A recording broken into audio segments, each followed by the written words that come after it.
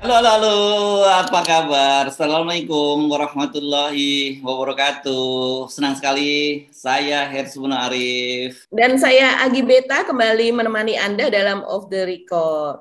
Ya, Mas Hersu, kayaknya ada yang seru-seru banget ini Mas Hersu ya akhir tahun minggu ya, akhir ini. tahun. Tapi biasanya kan kalau akhir tahun itu orang tone politik itu biasanya cenderung turun gitu ya Mbak ya. Nggak begini ya. Ini saya Hmm, nggak ngomong begini.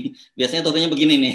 Kenapa? Karena orang ya, berpikiran mau libur gitu ya, libur. Ada yang liburan Natal, ada liburan tahun baru, ada yang baru ngabisin, ada yang bersiap ngabisin bonus gitu ya. Bonus ngabisin anggaran juga Mas Hersu. aku ngabisin anggaran juga ya. Tapi kan kalau selama 2 tahun ini berbeda ya situasinya Mhm, Mbak Agi ya. Jadi ya, orang sudah banyak yang prihatin. Nah, dan saya kira kita juga perlu berempati terhadap teman-teman kita yang saya kira pada lapis terutama paling lapis bawah yang saya kira berjuang di tengah pandemi, dan juga ada mhm. kelas menengah Mbak yang tadinya yang tadinya dia kelas menengah tiba-tiba menjadi sangat miskin kan Ya, sekarang ini ya selama ya, pandemi. betul. Saya kemarin, Jual mobil, jual rumah, ya, nah itu betul. dia, nah itu karena kan mereka ini betul karyawan-karyawan kelas menengah yang gajinya lumayan sebenarnya ya, Mhm. di atas UMR jauh, tapi ternyata kan Ya, hidupnya itu habis untuk tadi Anda jual tadi beli rumah, kredit rumah, kredit mhm, mhm, mobil, belum lagi lifestyle-nya mhm. ya gitu, lifestyle-nya Iya, dia jadi gaya hidup, ya. ya begitu Mhm. mereka itu betul-betul mungkin memang besar, mungkin gajinya cukup besar tapi habis persentasenya habis untuk bayar bayar tadi cicilan-cicilan tadi ya, belum lagi cicilan Mhm. transit dan sebagainya Ya, gitu. Nah, ketika tiba-tiba mereka kehilangan pekerjaan ya semuanya itu hilang. Jadi saya kira kita berempati, kalau mhm. toh banyak di antara mereka yang sekarang masih bertahan di rumah, kita temani di rumah karena kita berdua termasuk bukan orang yang melakukan liburan dan perjalanan mudik ya Mbak ya. Ada nggak mudik Ya, kan? Atau mudik, ada rencana mudik? Enggak kan? enggak ada. Saya mengamati berita saja, Mas Hersui. Iya, iya, iya, ya, oke. Dan tapi tetap saja ada yang pulang. Itu saya baca datanya 1,4 juta yang keluar dari Ya. Jabodetabek ya. Saya tidak tahu detailnya seperti apa, tapi kalau tahun lalu itu banyak orang mudik itu bukan karena dia mau silaturahim atau mudik seperti biasa, tapi mudik karena kehilangan pekerjaan di Ya, dan tidak kembali lagi ke ibu kota, ya. ya, ya, itu yang terjadi. Jadi di tengah situasi ini sebenarnya harusnya gitu, saya bilang gitu, ini sebenarnya harusnya kudunya itu kita bergembira ketika kemarin Bu Sri Mulyani menyatakan bahwa untuk ini hari bersejarah tanggal tanggal 26 Desember kemarin ketika pajak katanya dinyatakan memenuhi bahkan melebihi target. Terus sebelumnya kan Bu Sri Mulyani juga bicara soal bahwa ini ekonomi kita kuartal keempat ini akan tumbuh 5%. Jadi Ya. sebelumnya kan pada kuartal 2 katanya 7,07%. Jadi ini sebenarnya kabar baik semua, tapi kenapa kok berbeda dengan realitasnya? Itu saya kira salah satu yang menarik. Di luar itu apalagi Mbak Agi yang juga sangat menarik. Ya, target pajak itu ya Mas Hersu yang katanya sangat menggembirakan begitu kata kata Bu Sri Mulyani, yaitu karena ada targetnya adalah 1.229 triliun untuk Hmm. 2021 dan ternyata tercapai 1.230. Ya, Dan itu oke. ramai-ramai kemudian membuahkan sorak-sorai kan dari Ya, para pendukung yang sebetulnya mereka hanya bersorak-sorai tanpa tahu oke. yang Detailnya ya. sebenarnya gitu, Nah, hitung-hitungan nanti sebenarnya. kita akan kita beberkan data-data detailnya. Tapi yang lain berita apa yang menarik di luar persoalan ekonomi Indonesia meroket dan pajak tumbuh sangat bagus tadi?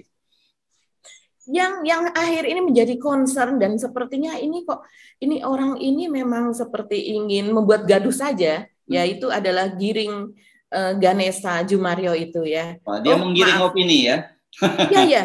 Maaf, tepatnya adalah Haji Giring Ganesha Jumario, begitu Oh. katanya. Hmm. Dan mungkin kalau sebenarnya kalau dia sudah mendapatkan gelar S1 yaitu sarjana ekonomi mungkin akan lebih lengkap lagi Mas Ersu Hmm. harusnya, Hmm. yaitu saya Haji Giring Ganesha Jumario sarjana ekonomi atau sarjana komunikasi Ya, misalnya seperti itu. ya, ya, ya. Nah tapi sayangnya sudah ada jawaban ya dari para Madinah bahwa dia posisinya adalah 2 kali drop out. dari Paramadina. Oke. Nah, jadi ini juga masih rame ya. Kemarin saya banyak dikirimin tuh sama teman-teman, ada netizen yang membongkar jejaknya gitu. Bahkan saya lihat sih niat banget dia mengirimkan pangkalan pangkalan data dari Dikti gitu ya. Dari Dikti ya. Iya. Tapi saya tetap saja kan kalau kayak gini-gini nih, seperti biasa saya tidak langsung ngambil benar apa enggak gitu. Saya biasanya cari datanya benar enggak ini. Kok bisa data pangkalan seperti ini bocor gitu. Ternyata itu memang data yang terbuka gitu ya. Boleh ya semua orang mengakses gitu ya. Iya, itu data terbuka Mas Hersu. Itu seperti halnya data anggaran di DKI, belanja di belanja APBD. Sehingga kalau seandainya ada yang memelintir-melintir itu dari misalnya dari partai-partai, misalnya sekarang gubernurnya kan Anies dan kemudian ada dari oposisi Anies yang membuka itu, kita sebenarnya sebagai netizen yang pandai dan kemudian yang mau mengulik itu sangat mudah untuk melihat itu gitu, anggaran berapa, usulannya berapa, dibelanjakan berapa, terus kemudian yang mendapatkan itu siapa, perusahaan mana saja, kemudian kita bisa cari nama perusahaan itu dan afiliasinya kemana. Nah itu. Oke. Ya. Jadi kalau sekarang ini sebetulnya kalau kita mau sedikit usaha gitu, kita nggak gampang terjebak di hoax ya Mbak ya, karena data-data semacam itu bisa diakses. Termasuk kalau nggak salah kemarin ada cerita data kendaraan mobil yang ketika peristiwa di Nagrek ya, yang kecelakaan yang tabrak lari itu, kita juga bisa cari ya datanya kalau ada nomor plat mobilnya, jenis mobilnya gitu Mbak ya? Bisa ada aplikasinya. Jadi aplikasi untuk kita melihat nomor kendaraan, misalnya DKI kita masukkan, kita unduh aplikasi untuk DKI, terus misalnya untuk daerah lain juga kita bisa unduh, dan di situ ada langsung Mas Hersu, kita masukkan nomor kendaraannya seperti Pak Kolonel siapa namanya Priyanto ya. Itu tadi nomor kendaraannya adalah B300Q gitu. Nah, kita masukkan langsung di situ semuanya ada. Jenis kendaraannya, tahun berapa, harganya berapa, sekarang 70 juta sekian, dan warnanya biru, tapi kemudian ketika direkam itu kan warnanya hitam, dan ternyata itu adalah semacam stiker ya, ditutup dengan stiker full body begitu, sehingga warnanya, jadi itu langsung ketahuan siapakah pemiliknya gitu, faktur-fakturnya itu bisa ditelusur. Ya, jadi penting saya kira ya buat teman-teman. Tidak hanya teman-teman, kalau ini kerjaan kayak gini kan pekerjaan wartawan sebenarnya, biasa kita selalu memverifikasi setiap kali mendengar kabar-kabar gitu ya Mbak ya. Iya betul. Tapi teman-teman netizen juga kita sarankan untuk melakukan hal yang sama, terutama viewer kita, karena supaya nggak gampang-gampang setiap kali dapat kiriman link berita yang sebenarnya hoax gitu, tapi kemudian langsung disebar kemana-mana dan ini kemudian menyebarkan hoax gitu ya. Nah, berdasarkan data itu, saya kira Anda sudah juga melakukan penelusuran ya, rekam atau jejak digital dari Giring Ganesa ini. Ini saya lihat heboh banget. Apa sih ceritanya sebenarnya, Mbak?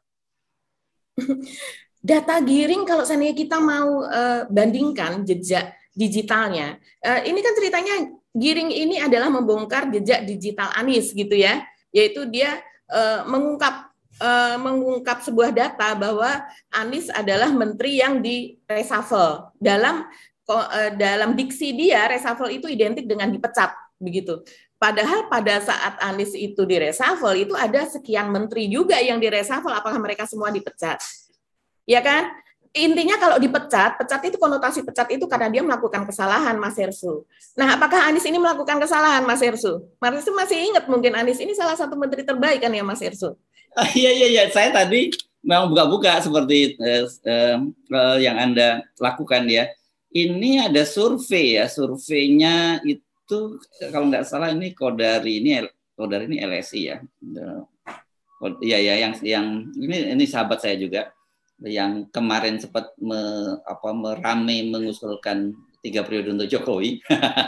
Ini penting saya sebutkan karena surveinya dilakukan oleh Kodari, ini yang dia bahkan ini surveinya menjelang Pilgub DKI. Jadi sudah lama dia tidak menjadi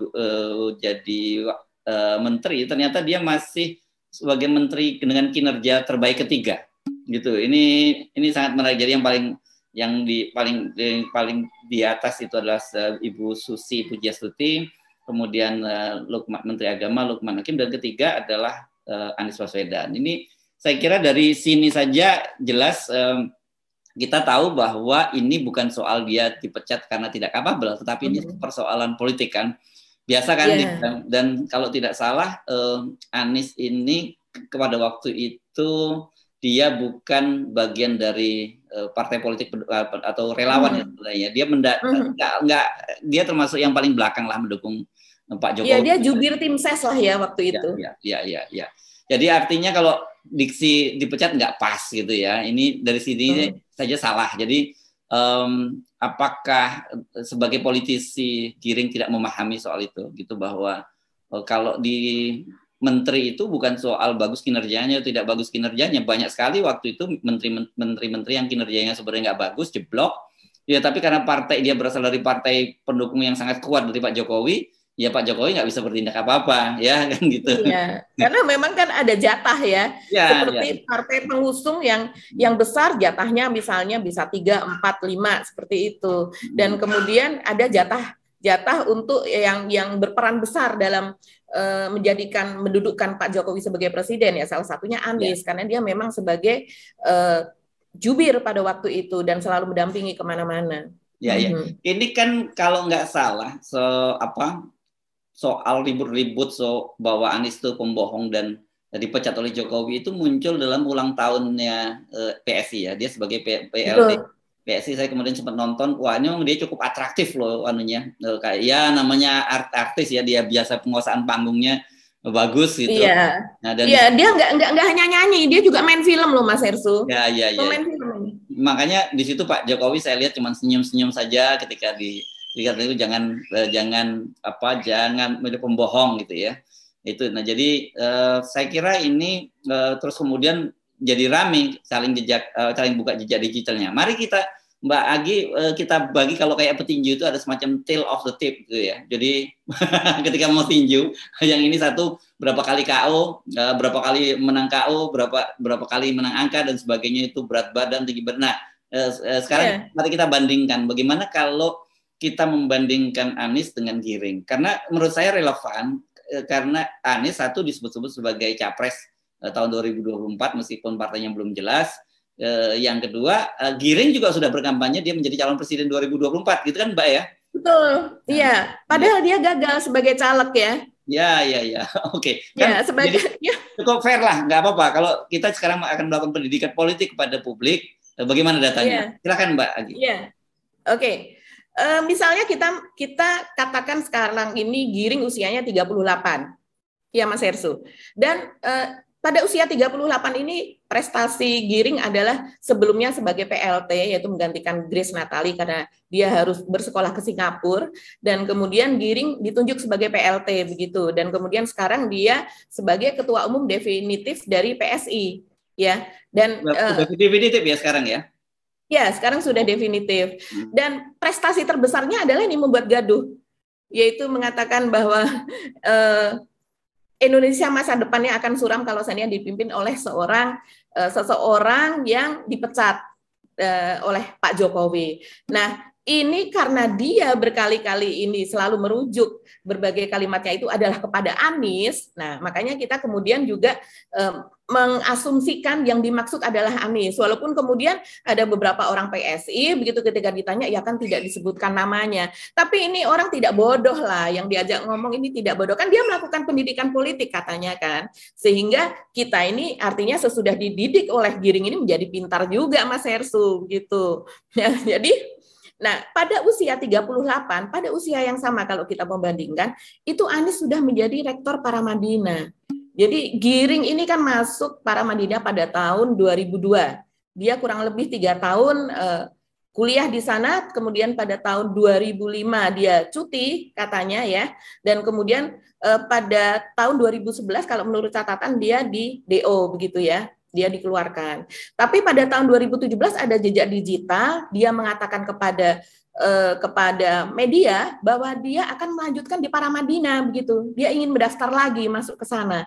Dan kemudian ternyata itu tidak lulus lagi. setelah dia ikut mungkin ada sekitar 2 mata kuliah atau apa 3 SKS, dia tidak lulus lagi dan kemudian dikeluarkan lagi atau drop out gitu ya istilah umumnya.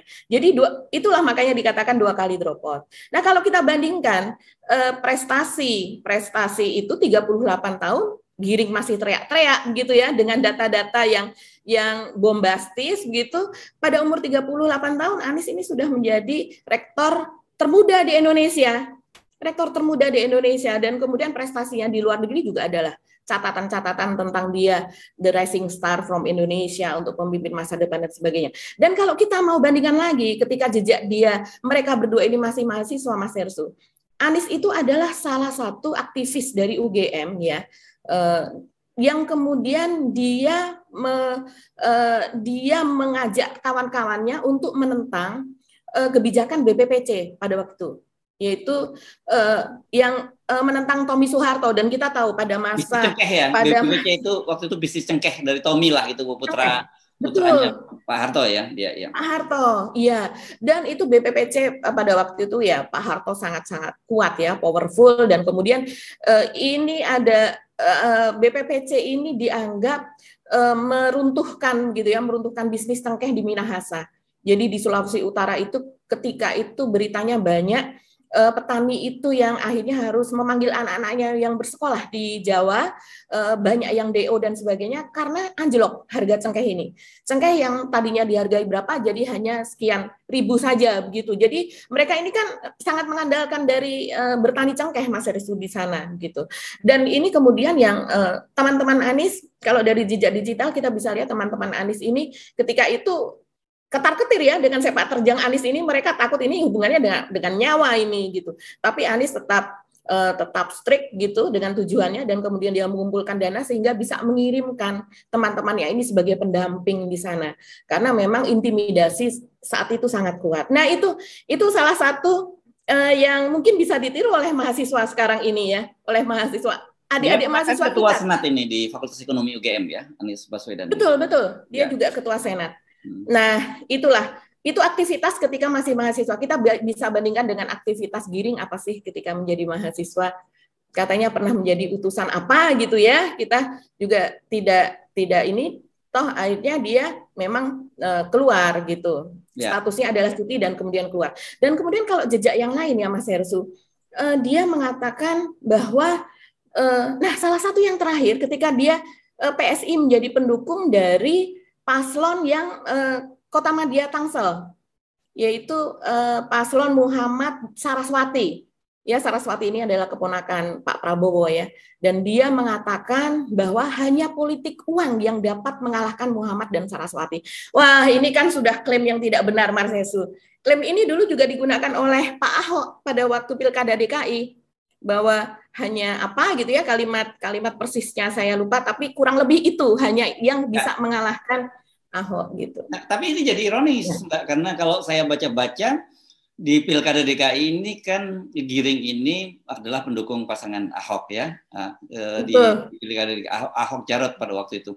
Dan saya kira ini mungkin yang benang merahnya yang kita bisa menjelaskan mengapa kemudian dia sangat marah terhadap Pak Anies Baswedan, karena pembelahan sekarang yang terjadi ini kan sebenarnya mulai dari Pilkada DKI Jakarta ya, dan mereka kelihatannya sampai sekarang belum move on, dan mereka selalu menggunakan bahwa Anies Baswedan itu menang dengan stigma karena mempolitisasi agama. Dia ada sebut di situ juga dalam pidatonya, seperti itu. Padahal sebenarnya kalau kita mau fair, mereka juga melakukan hal yang sama loh. Kalau dari exit poll misalnya kita tahu di Pilkada DKI itu mayoritas non Muslim dan etnis Cina itu semua milih Ahok, dan kita dan kita tidak mempersoalkan itu sebagai nggak jadi masalah. Politik identitas ya wajar lah kalau etnis Cina pingin punya gubernur DKI itu yang yang dari hasil pilkada kan Ahok ini waktu menjadi gubernur cuma menggantikan Pak Jokowi gitu ya. Non Muslim juga pinginnya non Muslim juga yang jadi gubernur di DKI, wajar dalam demokrasi. Silakan. Itu sangat biasa sekali ya. Kita tahu hasil-hasil TPS di Pantai Indah Kapuk, misalnya di Pantai Mutiara, terus daerah-daerah utara dan barat yang banyak dihuni oleh saudara-saudara kita dari etnis Tionghoa, ini kan memenangkan Ahok. Dan itu ya wajar-wajar saja gitu kalau kemudian istilahnya di daerah misalnya yang banyak muslimnya kemudian memenangkan Anies. Itu sangat biasa saja. Nah itu kan tapi herannya sampai sekarang terus-menerus itu dinarasikan, bukan hanya oleh mereka tapi juga banyak lembaga survei yang menggunakan istilah itu, politik identitas yang anti keberagaman. Lah yang mereka lakukan apa gitu loh ya. Dan kita justru itu menunjukkan beragam, Mas Herssu ya. Ada yang memilih sana, ada yang memilih sini, ada yang memilih sana dengan berbagai. Nah, kita kembali lagi Mas Herssu kepada jejak digital ini. Pada waktu itu Mas Herssu masih ingat ada yang namanya Iwan Bopeng atau Iwan Kadal. Ini sangat populer Mas Herssu. Yang dia nantang mau memotong lehernya anggota TNI ya kalau nggak salah ya.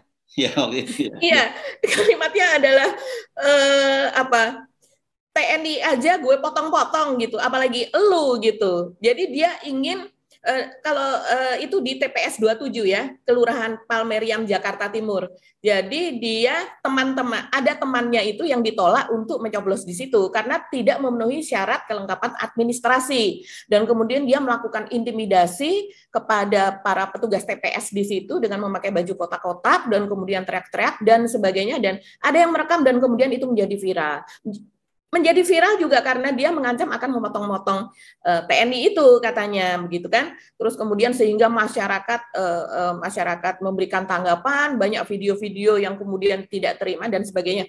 Dan ini kemudian Iwan Bopeng ini menghilang dicari-cari di mana gitu oleh warga, banyak mencari, dan kemudian 3 hari kemudian dia tertangkap kamera bersama Giring Ganesa di Kebon Pala Kampung Melayu, Jakarta Timur, sedang membagi-bagikan sembako dan katanya dugaannya ada uang di dalamnya. Makanya kemudian ini tertangkap juga oleh Akta, ya, advokat cinta tanah air itu dulu, dan kemudian dilaporkan ke Bawaslu. Nah ini salah satu jejak digital yang netizen bisa melihat deh. Ini banyak sekali kok. Kalau kita ingat jejak-jejak Giring ini sebetulnya banyak. Dan ketika itu dia memang dia alasannya tidak melakukan politik uang karena itu kan tidak boleh bagi-bagi sembako di masa pilkada. Ketika itu bulan Februari ya, kita putaran pertama pilkada DKI adalah bulan Februari, yang kedua tanggal 19 April 2017 begitu, dan itu yang dilakukan adalah antara putaran pertama ke putaran kedua, sehingga kemudian dilaporkan dan diproses. Itu salah satu jejak Giring yang kita tahu begitu.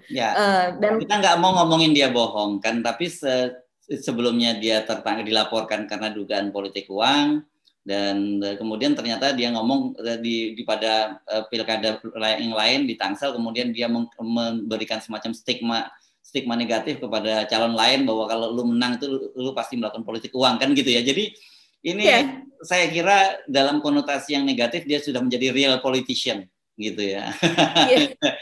Karena antara apa yang dia sampaikan dengan apa yang dia lakukan itu 2 hal yang berbeda. Jadi saya kira kalau kita lihat tail of the tape-nya itu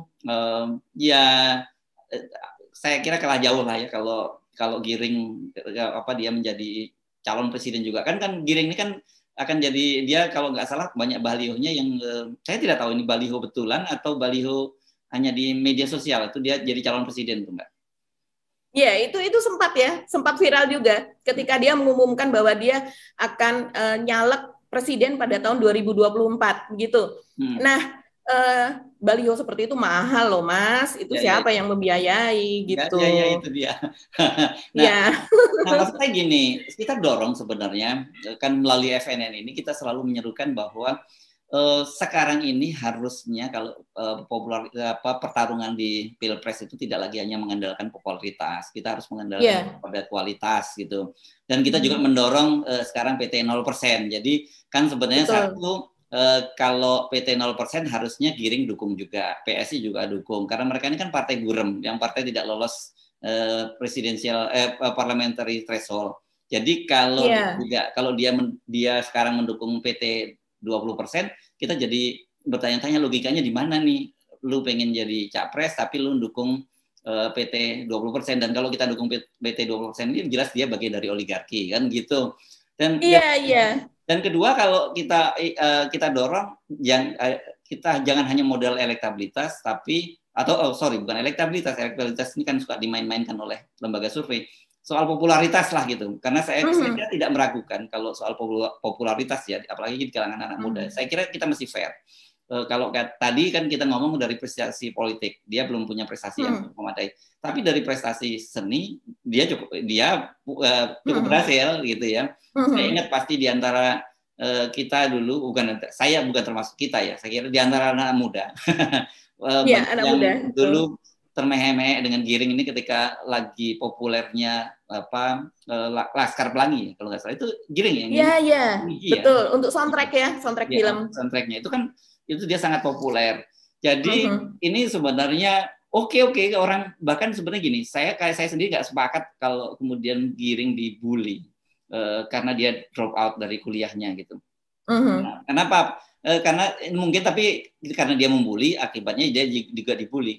Dalam sejarah itu banyak sekali orang-orang yang drop out dari kuliah, tapi kemudian mencatat prestasi yang luar biasa. Orang seperti Mark Zuckerberg yang melahirkan Facebook, Bill Gates dan sebagainya. Itu kan mereka dua-duanya keluar dari Harvard. Sengaja kalau itu mendropkan diri. Itu sengaja keluar, ya. Nah, saya kira mungkin pada waktu itu Giring juga belum fokus pada perkuliahannya karena dia mengejar karir musiknya. Bisa jadi seperti itu ya. Ini saya sih cuman menyarankan kepada teman-teman netizen harus fair gitu, karena kan ada, kita kalau di Islam diajarkan janganlah karena kebencianmu kepada sebuah kaum membuat kamu berlaku nggak adil gitu ya Mbak ya.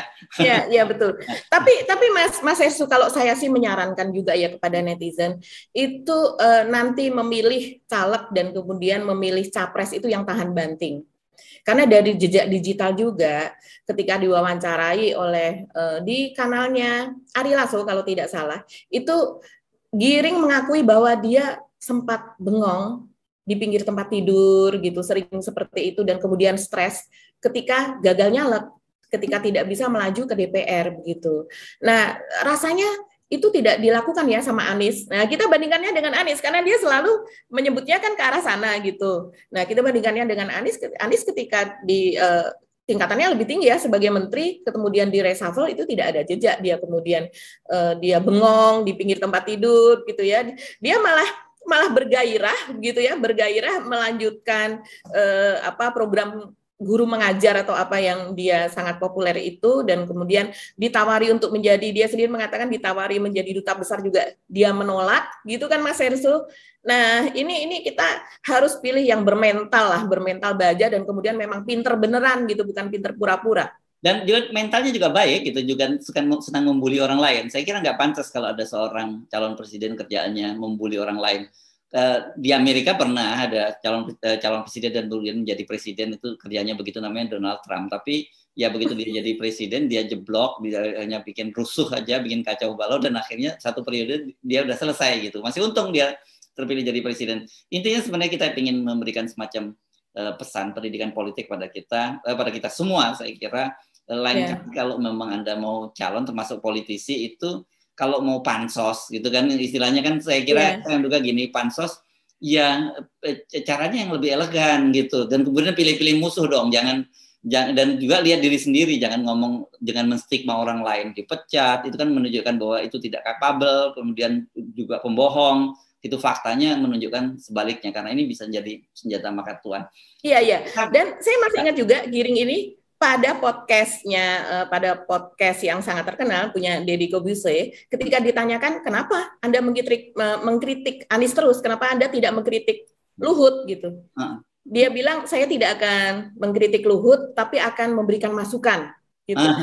Jadi dan sampai saat ini kita tahu tidak ada jejaknya dia mengkritik Pak Luhut gitu. Dan menurut dia saya akan memberikan masukan saja gitu. Dan kenapa tidak mengkritik Pak Jokowi juga gitu? Karena tidak semua yang dilakukan Pak Jokowi kan juga benar begitu, kata si Deddy Corbuzier. Dan kemudian dia juga jawab, ya karena saya fans beratnya Pak Jokowi begitu. Jadi saya juga hanya akan memberikan masukan kepada Pak Jokowi. Nah, ini unik nih. Ini memang seperti kalau dalam politik itu yang penting bukan itu, yang penting bukan dia gitu. Jadi segala kebaikan seseorang yang dia tidak sukai, entah karena apa, entah karena kepentingan oligarki atau apa di belakang dia gitu, itu tidak akan dia hitung gitu, apapun kebaikannya, apapun prestasinya. Seperti juga dia minta Ahmad Sahroni agar dari Nasdem ya, Ahmad Sahroni yang sekarang menjadi ketua pelaksana dari Formula E, itu kan diminta oleh PSI agar dia menanggalkan jabatan di ketua pelaksana tersebut, dan kemudian sama Nasdem dijawab dengan wah lancang ini gitu, lancang gitu. Jadi karena Pak Ahmad Sahroni adalah sekjen dari IMI ya, Ikatan Motor Indonesia gitu, dan itu capable dia di sana. Oke. Nah, kalau soal Pak Jokowi saya kira Giring pasti tidak objektif, karena kan dia sendiri dalam pidato yang sama ketika dia menyatakan Anies itu seorang pembohong dan pernah dipecat oleh Pak Jokowi, meskipun dia tidak menyebut nama, tapi kita tahu siapa maksudnya. Kan dia memuji Pak Jokowi itu sebagai presiden terbaik sepanjang sejarah Indonesia. Nah, kayak kira ini enggak. Wah, itu bahaya Mas Ersu. Ya? Terbaik sepanjang sejarah berarti lebih baik dari Bung Karno, lebih baik dari Bu Mega, ya kan?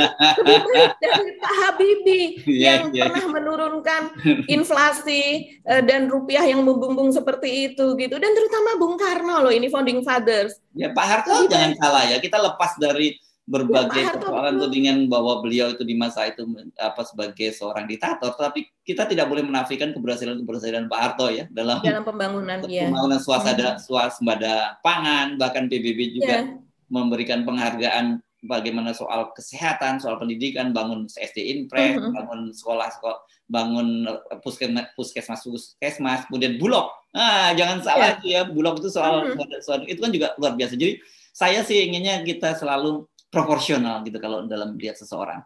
Mbak, saya kira kita tinggalkan dulu ya Giring, supaya kita tidak tergiring lebih jauh untuk ikut-ikutan gitu.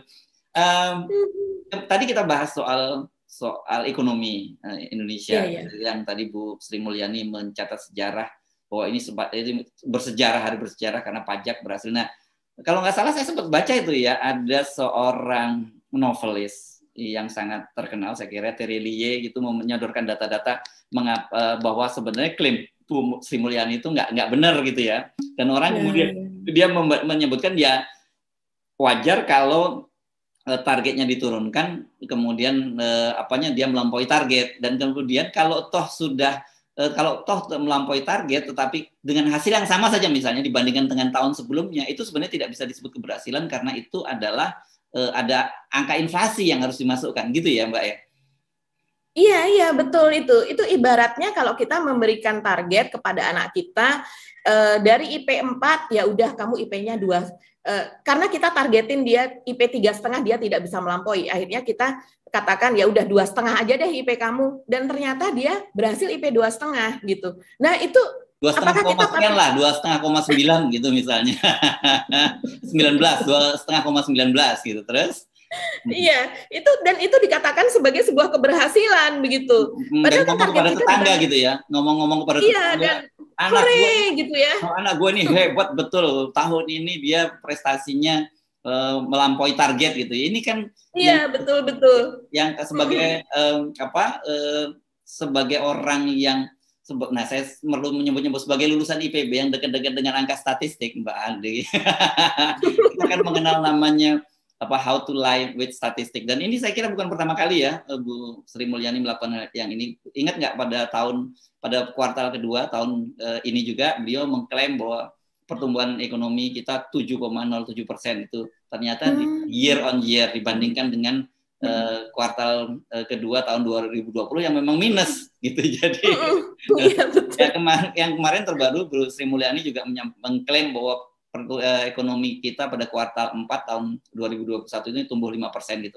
Ternyata begitu saya diskusikan dengan seorang ahli fiskal namanya Walil Rizky, itu dia menyebutkan ya kalau diperkirakan tumbuhnya itu pada tahun ini cuma 3,8%, dan itu adalah angka kedua terburuk sepanjang sejarah. Nah, ini menggunakan sepanjang sejarah sejak sejak reformasi, sejak krisis 98 karena pada tahun 2020 kemarin kan kita minus pertumbuhan kita minus 2,07%.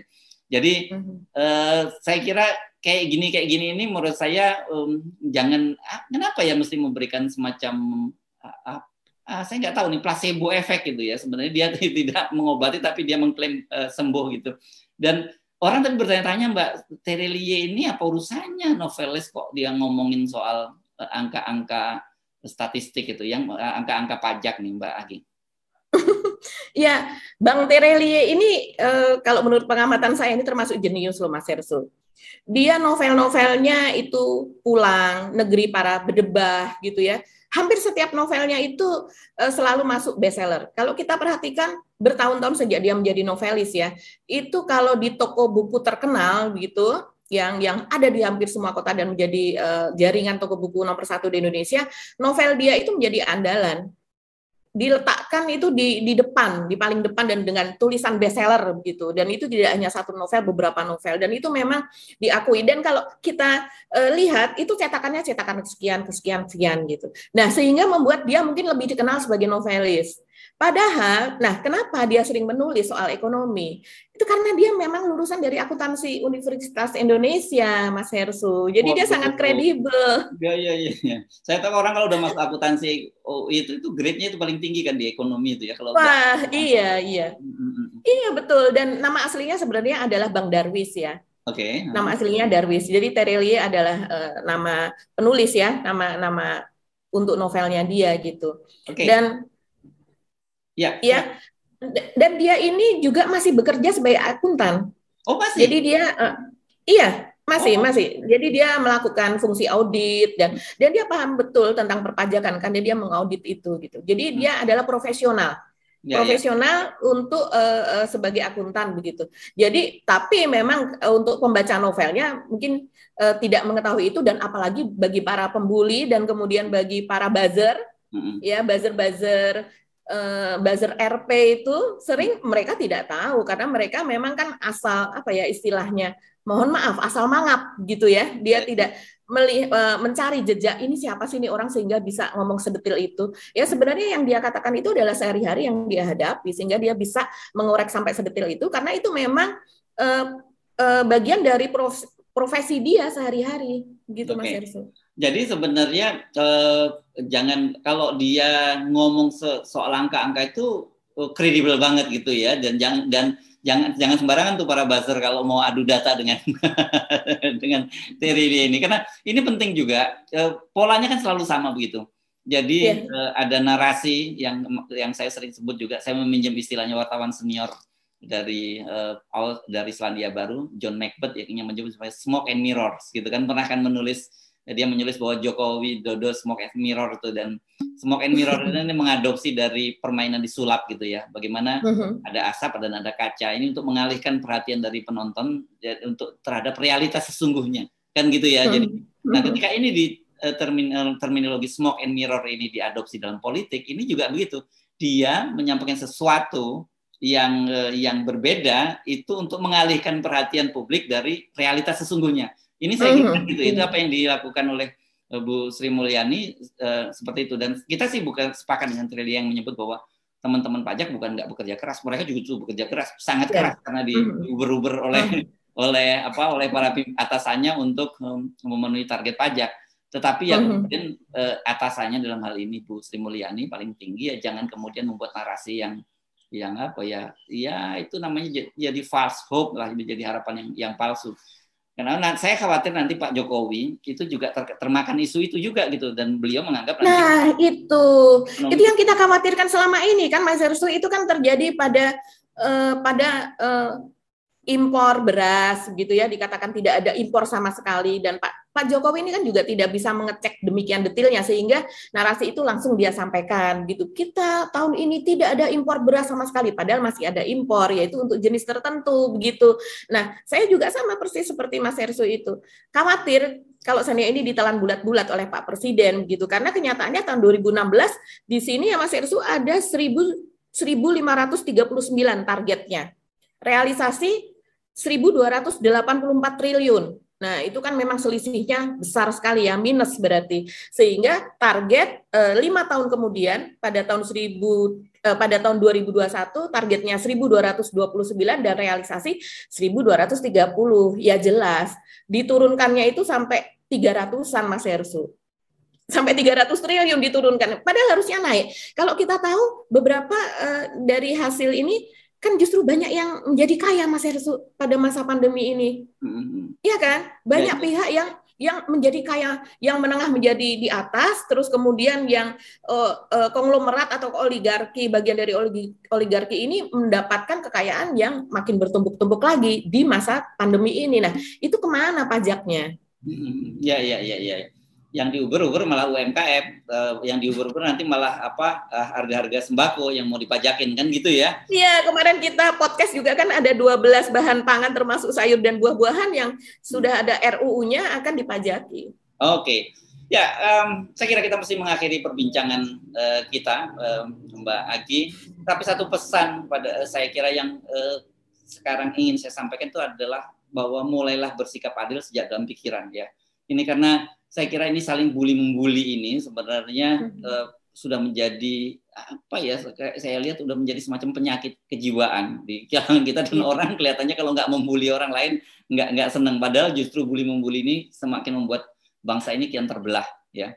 Dan saya jujur kalau melihat perkembangan bangsa seperti ini sangat khawatir kita. Bagaimana kita akan maju, kita akan bersaing dan menjadi negara adidaya di dunia kalau melihat di antara kita sendiri aja setiap hari masih saling caci memaki, saling membuli, dan kemudian hal-hal yang disampaikan nggak substansial gitu loh, dan tidak berdasarkan basis data. Kalau Anda mau itu, kalau menggunakan basis data itu kan bully, itu namanya kita mengkritisi dan kita bisa berdebat dengan data. Tapi kalau yang dicari-cari persoalan personal apa yang nggak berdasarkan data seperti yang dilakukan oleh Giring, saya kira ini bukan narasi yang baik, apalagi kita ingatkan dia sekarang adalah ketua umum partai politik. Loh, even partai politik itu, meskipun partai politik itu tidak lolos ke parlemen, tapi dia punya tanggung jawab moral sebagai seorang tokoh publik gitu. Karena selain dia ketua umum partai, dia ini kan figur, saya kira mungkin banyak panutan. Public figure. Iya, public figure.